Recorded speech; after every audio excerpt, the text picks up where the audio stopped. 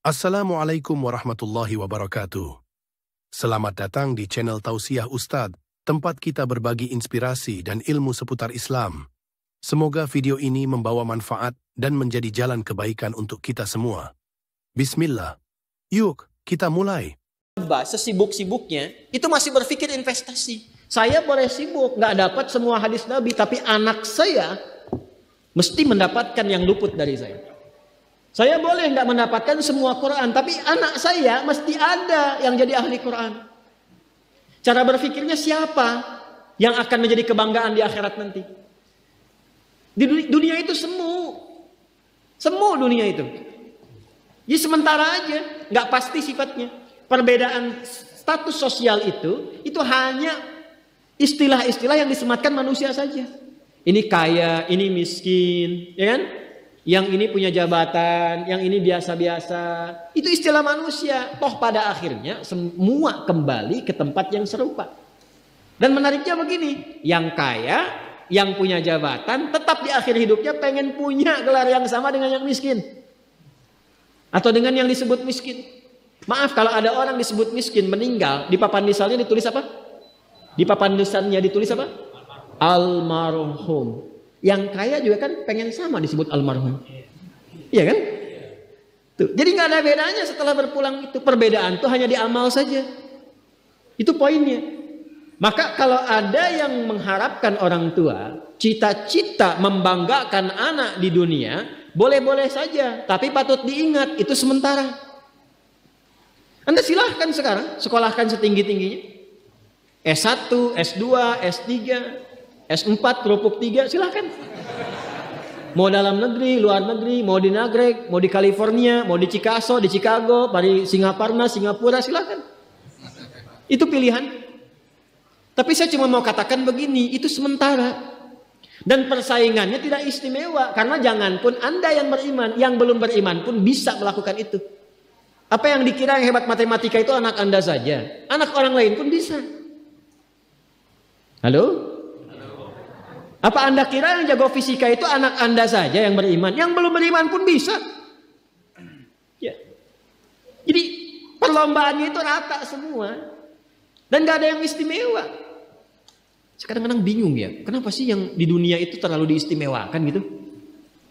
Mengistimewakan yang hilang itu gak ada kerjaan. Mengagungkan yang hancur, yang sifatnya fana, rasanya biasa. Apa yang mau dibanggakan sih?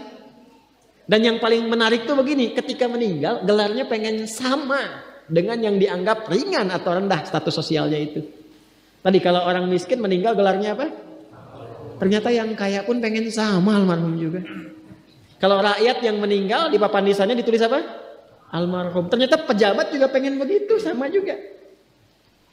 Saya belum pernah dengar nanti kalau saya meninggal tulis gelarnya Almaun ya. Gak ada. Tetap almarhum juga. Jelas ya? Nah, maka yang dipikirkan itu perlombaan yang sejati itu begini. Perlombaan yang sejati itu adalah perlombaan untuk kehidupan yang abadi yang gak fana lagi. Jadi kalau pada saat itu unggul selamanya karena gak ada kematian lagi setelah itu. Itu yang dimaksudkan hadis Nabi. Kalaulah ada dunia ini punya nilai walaupun itu hanya bagian dari satu sayap nyamuk saja, ya, tentu tidak akan pernah Allah memberikan itu semua kepada orang-orang yang ingkar kepadanya. Ya. Karena kalau diberikan nggak adil di situ. Ya. Karena itu sifatnya fana, ujian saja. Pada akhirnya kembali. Nah, Abbas itu mampu membaca itu. Ini kehidupan sejak di zaman jahiliyah loh. Awas ya. Jadi risalah Islam itu membimbing pengikutnya, umatnya untuk berpikir lebih cerdas, di visioner.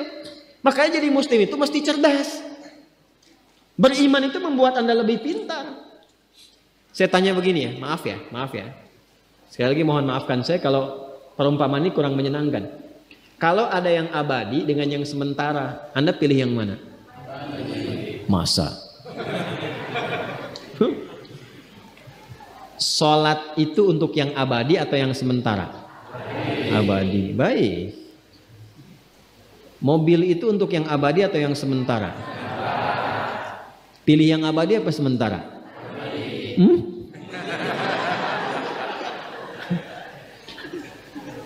Di Kiai itu ada mobil Innova tuh. Siapa yang besok memilih tidak sholat subuh, pilihannya pilih Innova atau pilih sholat subuh? Yakin? Kalau saya pilih Innova dipakai untuk mengantarkan sholat subuh. Nah, itu lebih bagus. Ya. Jangan dipotong sampai situ ya. Ya bisa aja kita pilih Avanza, bisa pilih Ferrari, bisa pilih Pajero ya. Awas yang punya mobil Innova, Anda potong royalti kena. Paham? Abbas itu begitu. Anak saya mesti dipanggil di akhirat. Dan semua penduduk langit dan bumi menyimak itu semua. Diviralkannya di akhirat.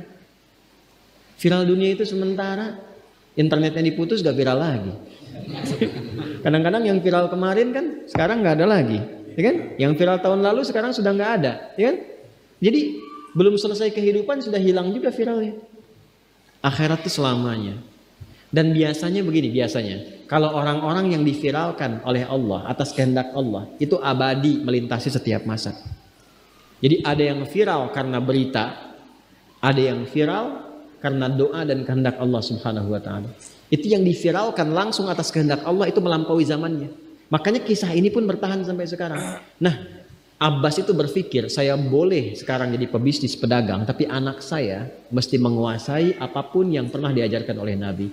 Maka anak kecil ini sejak dini mengikuti Nabi. Sejak dini lekat dengan Nabi. Maka ketika Nabi tidur pun itu ikut berkunjung karena keluarganya. Nah, inilah yang didapatkan oleh kita hadis tentang bangun tidur. Jadi hadis tentang bangun tidur itu diriwayatkan oleh anak kecil yang umurnya belum genap balik. Main-main ke rumah Rasulullah, ke rumah bibinya Sayyidah Maimunah, ingin tahu bagaimana cara bangun malamnya Nabi. Itu diikutin sampai dilihat gimana bangunnya. Duduk dulu, kata beliau duduk dulu. Kemudian mengusap dengan bagian tangan yang diduga bersih untuk menghilangkan bekas ngantuknya. Setelah itu membaca khawatimah surah Ali Imran. Kemudian thumma dhahaba ila syanin mu'allaqah, ke tempat tertutup, fatawadda, itu kan? Nah, itu ada semua rangkaiannya, itu ditemukan nanti di hadis riwayat Abu Daud, di Sunan Abu Daud. Nomor hadis 1367. Itu hadis tentang bangun tidur, ya, cara bangun tidur sampai sholat malam. Masih ingat teman-teman kalau kita bermakmum begini dan ada imam satu dan sudah pasti satu imam, ya kan? Makmum berapa? Satu boleh? Boleh. Dua boleh? Tiga boleh? Empat boleh? Jadi imam berapa? Makmum? Empat. Laki-laki imam makmum? Imam, baik, bagus ya. Nah, dan imam kan laki-laki. Kalau perempuan imam untuk perempuan kan? Laki-laki untuk perempuan dan untuk laki-laki. Fokus ini. Kalau satu begini, satu laki-laki, kemudian di belakang laki-laki. Ini kan posisinya boleh sejajar kan? Ya kan? Yang imam ini, makmum ini kan? Tadinya di belakang, tarik begini sejajar. Ini yang meriwayatkan anak kecil yang belum balik itu. Itu riwayat Ibnu Abbas. Satu paket. Termasuk sholat, kemarin kan kita tarawih kan? Sholat malam. Yang dua rakaat itu kan? Ya, sholat malam yang sampai 11 itu, tambah khafifatain 2. Itu riwayatnya ini. Yang sholat tahajud malam yang 11 rakaat, tambah khafifatain 2. Ini riwayatnya ini.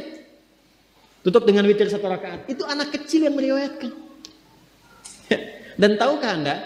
Sepeninggal Nabi SAW, Abbas bapaknya ini hafal 200 hadis, anaknya Abdullah hafal 2000 hadis. Jadi gitu caranya. Anda di sini ada yang diplomat, yang di kantor, yang taruhlah berdagang misalnya, ibu rumah tangga, ya, dan sebagainya. Boleh, nggak apa-apa. Saat ini kita mungkin belum maksimal, tapi jangan biarkan ada satu di antara anak keluarga kita yang tidak jadi kebanggaan di akhirat.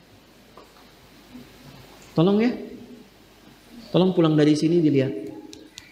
Anak Allah titipkan kepada saya berapa anak? Tolong siapkan jadi kebanggaan akhirat. Satu aja jadi ahli Quran. Untuk pelita di rumah tuh, penghilang kesedihan, penghilang kegelisahan, mendatangkan semangat. Itu demi Allah saya katakan, gak ada yang paling indah kecuali saat ayah pulang ke rumah. Tiba kemudian dia melihat anaknya yang kecil sedang murajaah. Amma yatasaalun, bahkan surat yang bapaknya sendiri belum hafal. Jangankan pulang ke rumah, Anda sedang rapat, mau rapat, dikirimi video anak Anda 3 tahun membaca surah Al-Ikhlas, itu hati tenang. Itulah Quran. Itulah Quran. Maka belajar dari Ibnu Abbas ini, apa yang terjadi ketika orang tua mampu memfasilitasi anaknya demikian, sekalipun orang tuanya tidak mencapai apa yang diraih oleh anak, tapi orang tua mewarisi setiap pahala yang dihasilkan dari anak itu. Karena itulah setiap hadis yang diriwayatkan oleh Abdullah kecil ini, Ibnu Abbas, maka semua doa tersambung bukan hanya untuk beliau tapi juga untuk keluarganya, untuk orang tuanya. Karena itu kalimatnya bukan radhiyallahu taala anhu tapi anhuma, untuk Abdullah dan bapaknya. Terima kasih sudah menonton. Jangan lupa like, share, dan subscribe untuk mendukung dakwah ini. Sampai jumpa di video berikutnya. Wassalamualaikum warahmatullahi wabarakatuh.